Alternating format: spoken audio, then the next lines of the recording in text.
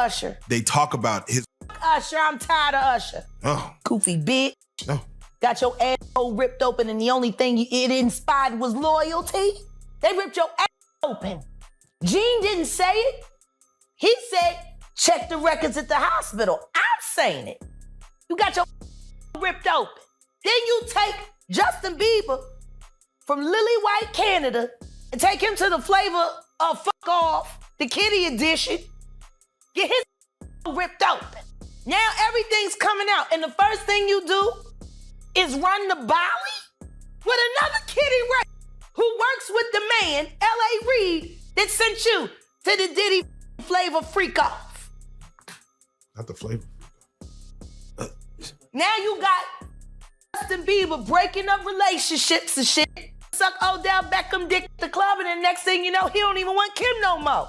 Hold up, y'all. Things are about to get real messy between music mogul Diddy and singer Jaguar Wright. Word on the street is that Wright has been going full throttle, spilling some major tea about Diddy and his shady dealings in the industry. Jaguar, known for her collaborations with the likes of Jay-Z and The Roots, is straight up accusing Diddy of being a Hollywood handler, manipulating and exploiting young artists for his own gain. But wait, it gets darker. Wright is also dropping bombshells about Diddy being involved in some seriously sinister activities, including alleged ties to the Illuminati and even human trafficking. Yikes. This isn't the first time Diddy's been dragged into some serious allegations either. Remember when his ex, Cassie, filed a lawsuit claiming emotional and physical abuse? It seems Diddy's reputation for being a master manipulator who'll do anything to silence critics is only growing. Buckle up, fam, because this drama is just getting started, and you know it's about to get wild. Oh, fucker. I'm sorry, I'm a little upset about it, because Al B. Sure just came out of his coma, and I've been talking to Al, and we've been texting back and forth, and I'm just glad that he's alive to text. Oh, definitely. Definitely. Yeah, but when you think about Kim, I was thinking to myself the other day, Uptown Records started with 5 people. Andre Harrell, Al B. Sure, Heavy D, and Puffy. And Kim was the longest working employee because she was there from the very beginning. She was Andre's personal assistant. Kim is dead. Heavy D is dead. Andre Harrell is dead. The only 2 left are Puffy and Al almost died. Isn't that interesting? That is interesting. Heavy D was found dead, face down in the heart attack. Andre Harrell, heart attack. Kim died from pneumonia, but there's the first coroner's report that said that she died. It was ruled a homicide, and they found toxins in her body to prove that she had been poisoned. You know, they have poisons that create heart attack and pneumonia-like symptoms. And then right after that, Al had a meeting, and I was gonna meet up with him because we were in Vegas, and then the next thing you know, you want to know what they all had in common, though? The survivors and the late of Uptown Records, they were all writing tell-all books. Andre was writing a book right before he died. Heavy D was working on a book before he died. Kim Porter was working on a book before she died. And Al B. Sure was working on the documentary of his life. And then he goes into a coma. Has Puffy ever been in a coma? Has anything happened to him? He must be the luckiest motherfucker, because it seems like everybody that worked at Uptown Records from the very beginning, gone. Just him. I guess Al disappointed you. You know, I speak for a reason. when you see this bullshit ass motherfucking game fucking with people that you love, that you like, you know, it's too many coincidences. Too many. Fuck you, honeycomb. Oh. Stamp it. We gonna get you and your little dog too. Mm. And congratulations, young Miami. Run as fast as Cassie did. Has anybody asked theyself about that shit? I mean, yeah, I'm sure a lot of people are asking about what's going on with it. Yeah, a lot of people are looking at it like that's the way the new relationship should work. What, to get paid? Yeah, she was getting $500K a month. She quit because he dropped her down. Yeah, I think that's where they're at with it now. No, but understand this. Think about this. And there are women in this room. Why would you quit? What the fuck is going on that $250,000 ain't enough? Ladies? Like, fuck the fact that he... I'm just saying, fuck the fact that he cut from 500 to 200. Who the fuck gives a shit? 200K? Who 250K? Who turning down 250K a month? What the fuck is going on in that relationship that 250K ain't enough? Could see some things. That ain't worth 250K. That's gotta be some dark shit. Like, people are not understanding that girl quit 250K. 4 million every quarter. Well, I'm sorry, $1 million every quarter. Shit. Now, she was getting $2 million a quarter, but then she got, you know, fuck you got going on. That's so deep that it ain't worth $1 million a quarter. When Diddy heard about Jaguar Wright's explosive claims, he wasn't going to let her slide. As soon as he responded, the media went wild. It turned into a full-blown firestorm. Bye-bye. Wait. Diddy came out swinging, denying all of Wright's accusations and calling her a bitter, washed-up singer just trying to get attention. He even threatened to sue her for defamation, saying her lies were ruining his reputation. It's about to turn into like a whole nother scene, like a lost scene from Eyes Wide Shut. Like, this is looking a little weird. I mean, if Bishop Jakes was at a Diddy party, there could only be two reasons.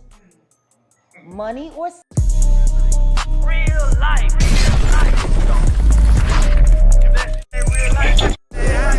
It ain't real life. Just say Real life street star. Know what time it is. Why do you think T.D. Jakes was at Puff Daddy's birthday party?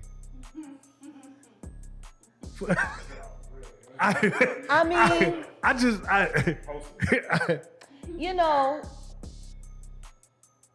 do you remember when Bernie Mac played the minister in Friday? Yes. That's how I feel about T.D. Jakes. Like, that's how I see. Oh, Miss Parker, come to pray. But for him to be at a Diddy party, I don't know. Like, I feel the same way about that as I feel about when Tyler Perry came to his church and laid hands on him and he caught the Holy Spirit from Tyler Perry. Tyler Perry is the bishop of what? Like, I've never, like, and I cut a check for 100, and I'm gonna lay my hands on your bishop. And he said, and then the bitch said, it's on the fucking internet. He's doing all of this, right? And then there's a woman on the dais screaming, push the baby out.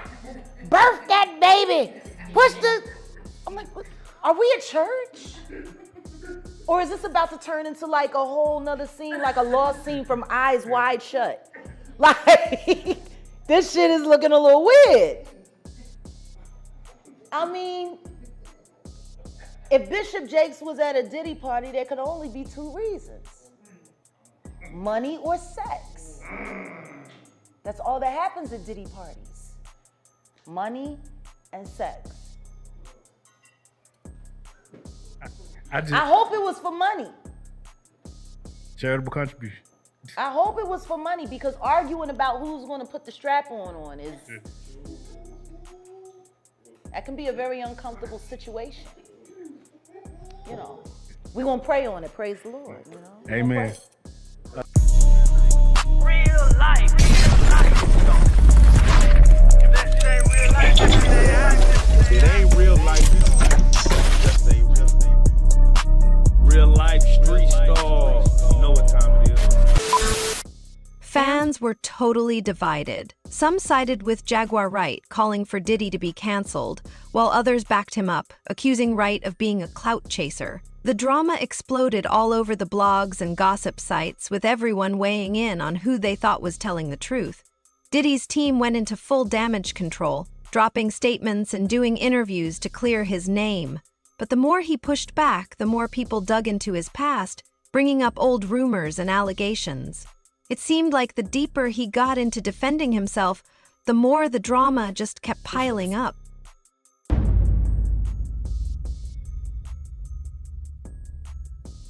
Looking at this lawsuit, Cassie, she alleges that, Diddy, he'll get violent with her, and he'll get violent with any man that try to start a relationship with her. Bruh.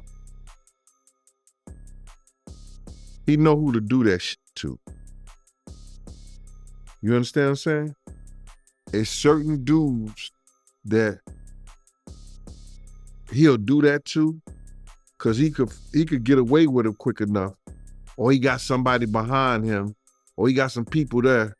They no matter gonna take his weight for. There's only so far he gonna go himself. There's only so far he gonna go himself. So now he gonna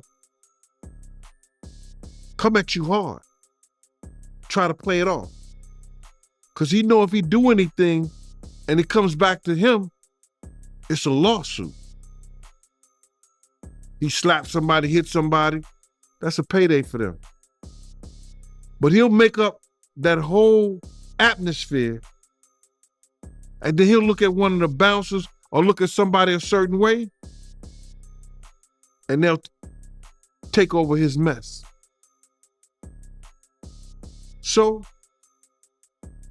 I could see him coming at somebody hard like that. But by itself,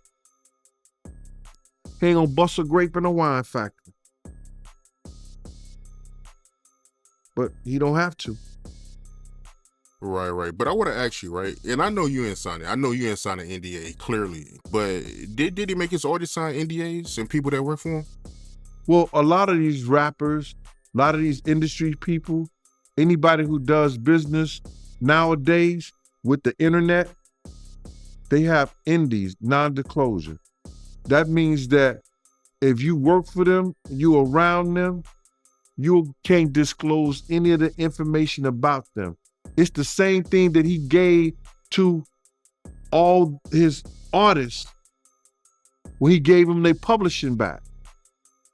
I'm gonna give y'all publishing, but y'all can't talk about Janice Combs, Justin Combs, Sony, Bad Boy, or anything that happened. Y'all can't talk about none of that. But there's some artists that didn't say anything, that didn't sign it, and they able to talk about anything they want to. And I think that's those girls that was, I think Danny Kane. I think a couple of them didn't sign it.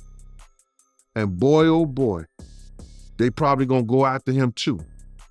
Cause I heard him, and I'm giving you this, Aubrey. He stood up there and he said in front of a lot of people, we were in the studio, and I said something to him and walked out the studio. He said, yo, I'm gonna drug their ass off and pick them up and pip them out to my nigga. He said, I'm gonna drug them out. I'm gonna get them all on drugs, and I'm gonna pimp their ass out to my nigga. And I was like, them somebody kids, and walked out. And it's somebody that heard me. It's somebody that heard me. I mean, well, it's not only somebody that heard me, it's somebody that I know who was in the studio at the time that happened, and I still talk to him today. And we were just talking about that the other day. He done moved back to Indiana. I don't know why. I'm gonna give you that one. He said he was gonna drug them all out and pimp them out. Some industry insiders backed up Wright's claims, saying Diddy's shady behavior was an open secret in the music world. The whole situation turned into a he said, say said mess with no one sure who to believe. They told a story about Cassie. Someone had asked her why she cut her hair, and she was like, Diddy said he just liked it that way. And they said when she answered the question, it was like she was in a trance. I just don't know. Diddy just said he would like my hair this way. And how she didn't even have a thought about it. It was just what he wanted. That's how he operates. He has people followed. He has people watched. He does all kinds of he's a fucking piece of shit. Too much money. I feel bad for the kids. Like, don't think that there aren't moments when I'm speaking honestly about that motherfucker that I pray that his children don't hear it. Diddy's career took a serious hit after the scandal. He lost endorsement deals, collaborations, and even had some artists refusing to work with him. While he had his reputation as a music mogul and businessman was badly damaged, and he had to work overtime to rebuild his image. But even as things started to settle, the big question remained: was Diddy really the manipulative mastermind Jaguar Wright made him out to be? Or was she just a bitter ex-employee with an axe to grind? The mystery was far from solved, and the debate raged on.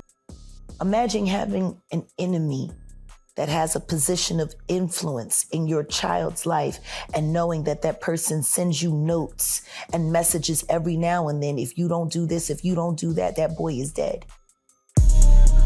Real life.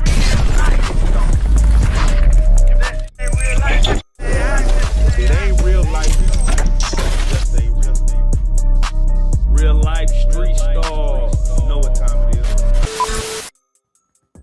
And real quick, I have to go back to the raid real quick with Diddy. Mm-hmm. His sons were there, and he was not there at the houses. And he was quiet. That was the worst part of that. To see his sons being How hacked. do you force your kids to do your perp walk? That was the worst part, and all I could think about was Kim and Misa. The girls. Just her son. He left their son to be walked out backwards on camera for the world to see. Thank God Kimura got the girls. Misa's son. Misa and Wolf's son. Man. And Quincy's missing. Quincy's missing. Oh. And lastly. After he was questioned by the feds. After. I wouldn't be surprised if he was in witness protection right now. Which means his father ain't never gonna see him again. Have we seen the last, or is this just the beginning of that saga? It's just getting started. True. Which is why I think people are so uncomfortable about me being in this position right now because of my press pass and because I'm gonna be in the courtroom for the Keffe D trial.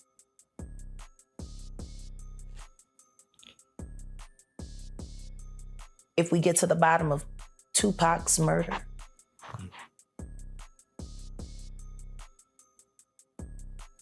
when that is finally revealed, 15 other murders will be revealed with it. And you will find that they were all committed by the same two people, father and son. Were you surprised by Keffe D's arrest for Tupac's murder? No. I'm just surprised that he hasn't given it up yet. I'm surprised that he hasn't gone to the feds yet because he just got stabbed in jail. Yes, he did. He's been beaten 3 times. And I'm going to say it for a fact. I know you the one pulling the strings. Reggie Wright Jr. Stop putting your dirty work on other people. You know exactly what the fuck you are. And so help me God if you don't keep my name out your motherfucking mouth.